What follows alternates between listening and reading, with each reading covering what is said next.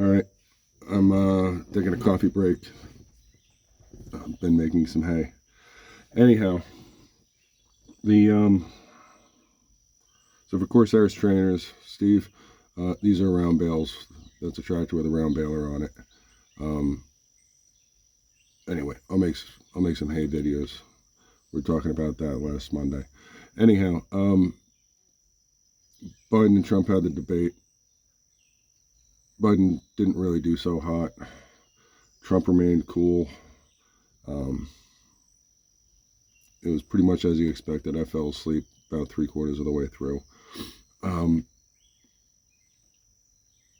had a couple takeaways. Biden kind of showed that he's not up to the job. If that's how he handles a political opponent and mumbles his words, and it's not that it's inconsequential, but the consequences of the debate were not as important as arms negotiations with China and Russia. It's not as important as trade negotiations with another country. It's not as consequential as, say, I don't know, immigration or, who's coming across our border.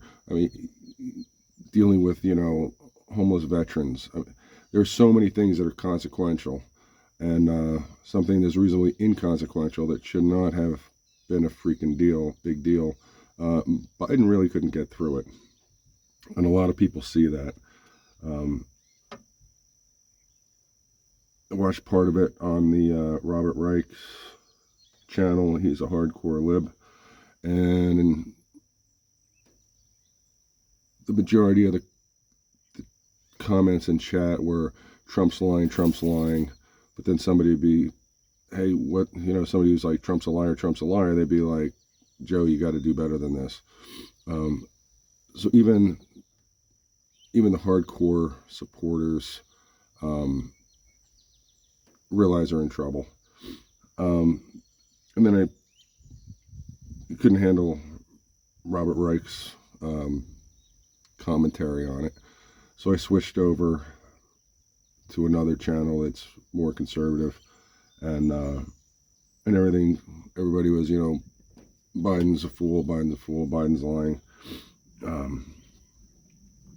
But the what I'm getting at is, the next morning, everybody's saying, is Joe up to the job?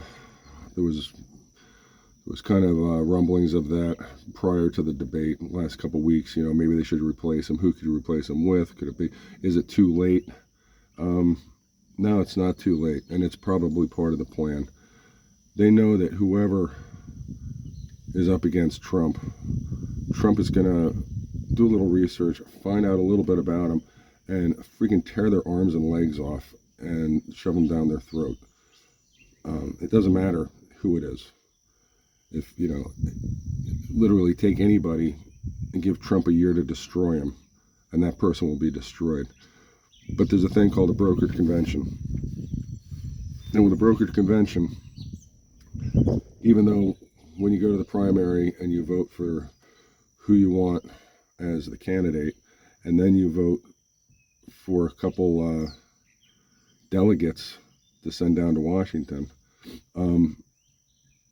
those delegates, you're not voting for a candidate's delegates that they bring with them and they're in their pocket. Those delegates are supposed to be your representative on who's going to vote, who's going to be the president. And if they pick somebody off the wall when it comes down to it, then don't vote for them next time around. Find somebody else that isn't going to pull some off the wall stunt. The last brokered convention was 1952 for the Democrats, and they put Adlai Stevenson in, and he didn't win. He lost against Eisenhower. I forgot the name of the person that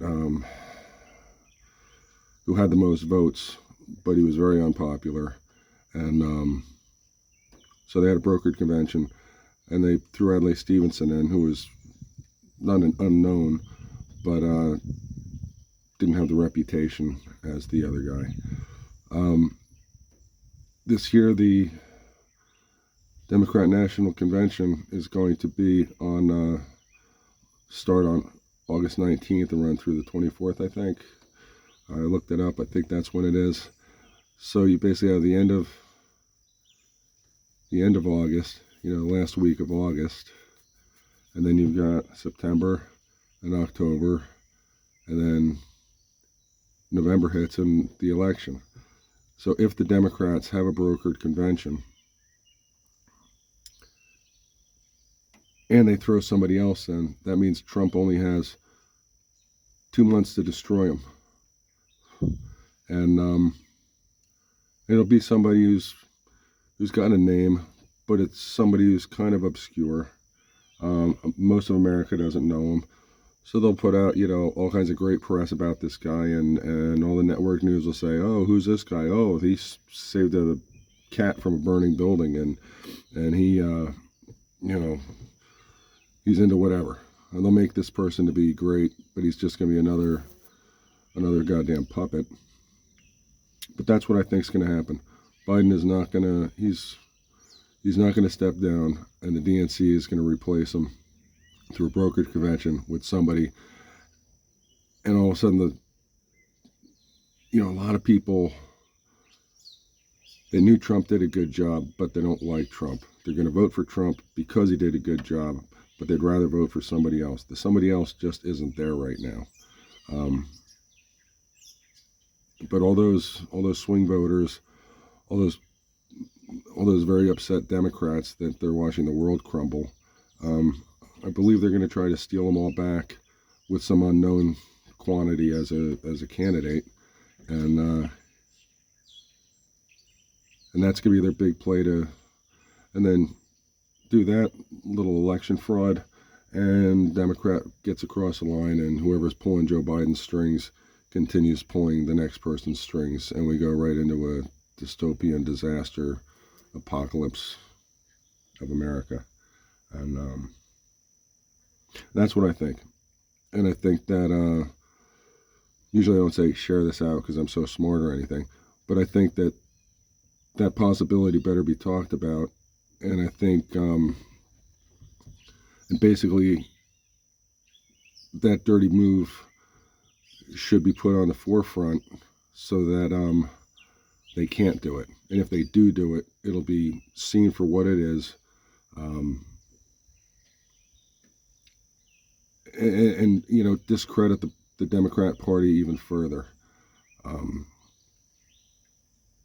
That's my thoughts. Think it's possible. Let me know if you think I'm an idiot. That's okay too. Let me know that. Y'all take care.